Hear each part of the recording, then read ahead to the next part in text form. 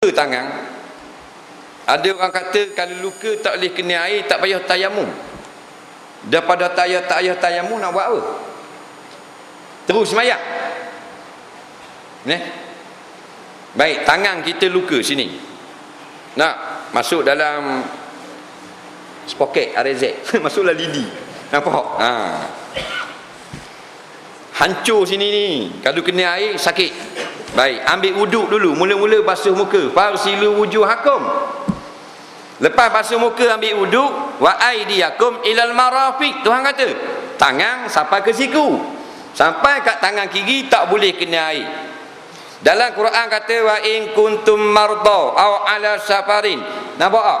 Dan jikalau kamu sakit. Sakit tak ni?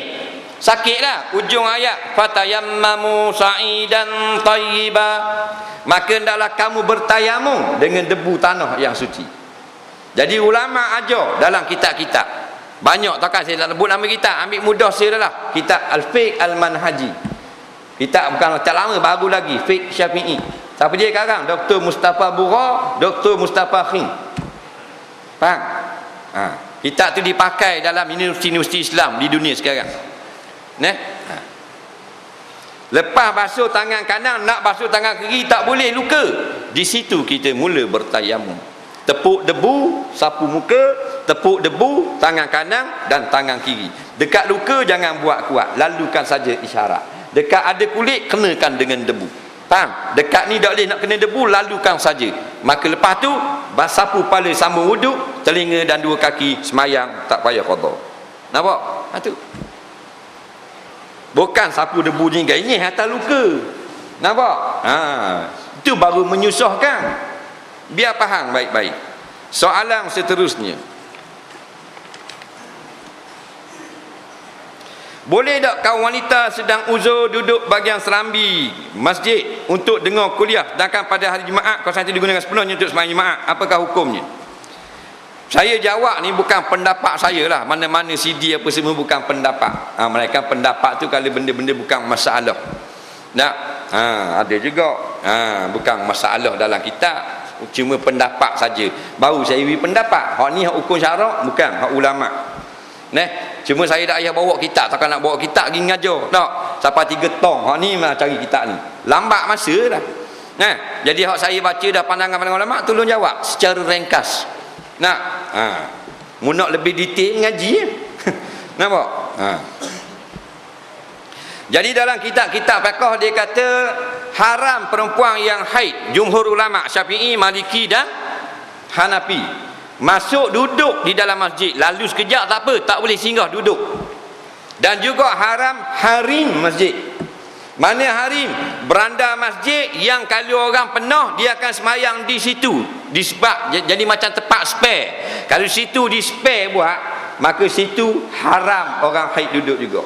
Tempat yang kawasan tu sama dinding dengan masjid tapi bukan untuk orang semayang, seperti dia buat store atau situ untuk orang jalan kaki saja, maka di situ boleh duduk orang yang haid. Sekarang kata masjid Talikon ni biasa tak penuh sampai belakang tu. Dibuat beranda sikit sebelum turun tangga, dibuat kosong itu supaya kalau penuh orang duduk belakang tu semayang, maka di situ dikira haram semayang. Haram orang haid masuk. Faham? Sesat masalah. Sebab pendapat ulama. Pendapat kita tak boleh, kita bukan fuqaha. Tak.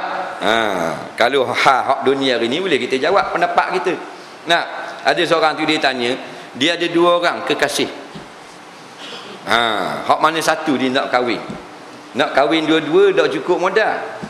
Yang seorang cantik rupawan dan putih melepak. Nampak? Cuma tak berapa pandai lah hukum-hukum syarak ni. Pasal sekolah orang putih. Yang seorang lagi tak comel, gemuk sikit. Kulit hitam manis. Tapi lulusan Al-Azhar. Jadi hak ni pandai agama, hak ni tak apa pandai tapi baik, cuma tak pandai agama. Jadi macam mana saya nak pilih? Tu boleh saya beri pendapat. Pasal bukan ada dalam kitab fiqh. Saya pun jawab dah, hak gemuk ambil kemu, hak comel buat mari kat aku. Ke gua ni? Tak. Aku tak ada bukan pilih sangat.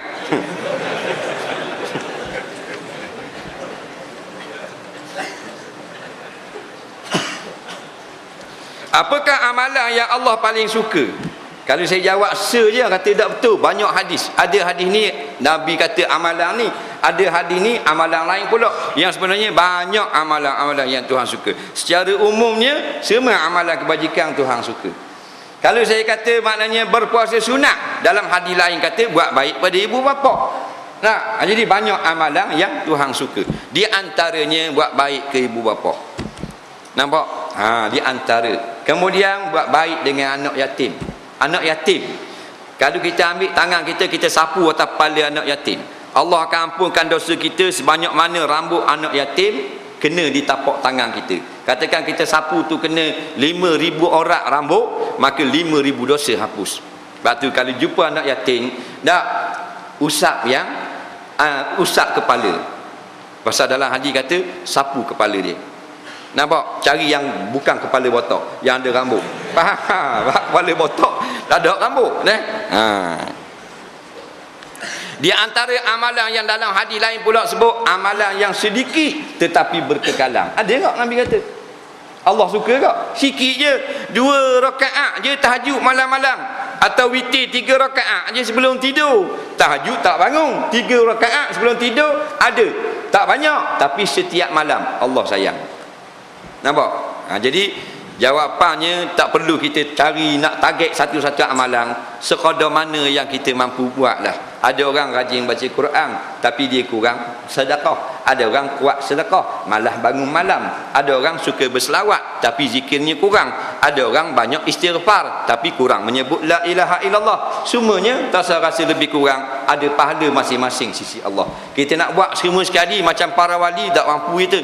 Nah, Rabi'atul Adawiyah, perempuan wali Allah, sembahyang sunat 300 rakaat tahajud setiap malam.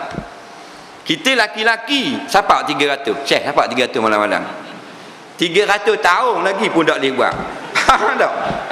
Jadi masing-masing lah. Ada orang puasa sunat, ada orang dengan bangun malam, ada orang kurang bangun malam, banyak baca Quran. Jadi masing-masing lah. Ambillah sedikit biar ada habuan kita dan hadiah kita kepada Allah. Apa hukum orang yang tak boleh baca Quran? Baca Quran ni dalam 114 surah, satu ayat, satu surah wajib. Tak boleh berdosa, iaitu Fatihah. Yang lain fardu kifayah. Jawab mudah-mudah senang, sunat kita biar pandai segala surah yang lain. Kerana hina sangat orang yang tak boleh baca Quran, walaupun dia tidak berdosa tapi dia makhluk yang hina.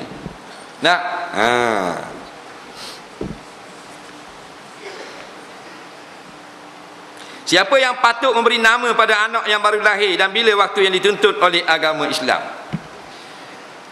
Yang patut, semua orang patut beri, tapi yang paling berhak adalah bapa kepada baby. Bapa kepada baby. Ayah lah.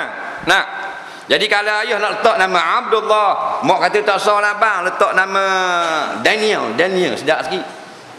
Maka tak apa ayah mengalah dengan mak, tak apa. Tapi kalau berbalah menang ayah. Tapi kita ni lebih pelik, jadi isteri kuat pada suami. Nak letak nama isteri letak. Saya mengandung bang. Dia kata. Bukan abang mengandung. Laki dia balik masuk dalam bilik.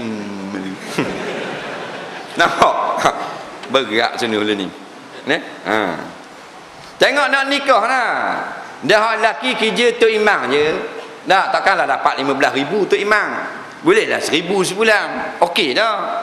Pakai motor Honda Kart. Okey lah dah. Cukup makan. Masuk minang anak perempuan dia. Ayah berkenang dah. Tok Imam kampung ni. Mak tak berkenang. Mak dia kata tak ada lagi menantu kita pakai motor. Semua pakai kereta belaka. Jangan awak malu bang. Jadi anak dia, ayah setuju, mak tak setuju, boleh kahwin tau. Kalau undang-undang Islam boleh kahwin dah, tapi masyarakat Melayu tak kahwin pasal mak lebih berkuasa. Mak Power Ranger. Bapak Power Ranger dalam rumah, anak pula pujuk ayah, pujuk mak. Ayah tak apa, ayah kenang dah, ayah tak kisah, ayah suka ni Tok Imam, ayah suka dah. Makmu tu tak suka.